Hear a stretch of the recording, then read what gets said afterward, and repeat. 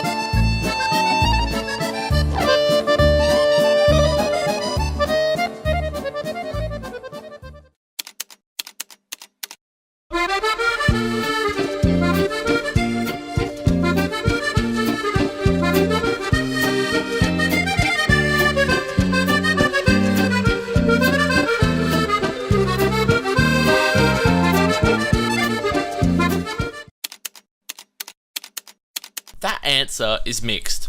Either yes or no. Home brand products from the different supermarkets can vary from one supermarket to the next. In this case, we are reviewing the home brand cheese from these 4 supermarkets. IGA, Woolworths and Coles all have their own brands. IGA has black and gold, Woolies has the Woolworths brand and Coles has the Coles brand. Meanwhile at Aldi, they don't have any form of home brand anything. They basically have rebranded brands from the main chains, and they do that for most of the companies in the store. Aldi keeps their prices cheap, so they have no need for a whole separate brand for cheap products.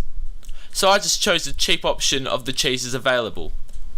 There is an obvious gap of quality from the home brand cheese to the big names like Bega and Coon. To be able to sell the cheese for low prices, the cheese has to be made out of cheap ingredients. For example, milk from overseas and milk of lesser quality.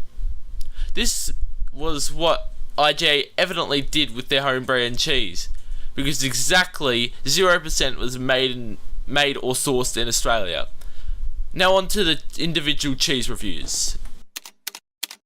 The IGA home brand cheese, in my opinion, was the worst block cheese out of all the block cheeses. There was no Australian made part of the actual cheese. So when I bit into it, I was greeted with a revolting taste. The cheese was pretty soft and easy to cut through and was a pleasant experience to unpack, but the graphics on the pack left more to be desired. I have awarded a measly 2 out of 10 for the IGA block. The Coles cheese had the packaging that was most pleasant on the eye, but this cheese was still a home brand block and the taste of it was quite nice. But if it was compared to a big chain block, it wouldn't stand up. The cheese's cutability was worse than the IGA block because the actual cheese was like a rock. Overall, I'll give the Coles cheese a nice 6 out of 10. The taste of this cheese was better than the last 2 blocks of cheese. The cutability was a little challenge for me, but as I got into the centre of the cheese, it got a lot easier to cut into. The packaging was a close runner-up to the Coles packing and was very nice to rest my eyes upon. I would say from the taste and the cutability of the cheese, I'm grading it a 7 out of 10. I don't know where to start with the Aldi block. It just ticks a lot of boxes for me. It has nice eye appeal, as well as a banging taste and sublime cutability. Honestly, this wasn't a quote-unquote home brand cheese, but it was the cheapest block there. If this is how the cheapest block hits me, imagine the more expensive range would be. I am awarding a 10 out of 10, which constitutes a Paddy seal of approval. All in all, I believe that the Aldi block is taking top spot. With the balance and perfection I desire, it beat the others quite convincingly, and I believe a lot of effort has been made to make this block of cheese. Big thanks to Griffo who helped me film this video. Thanks for watching, see ya!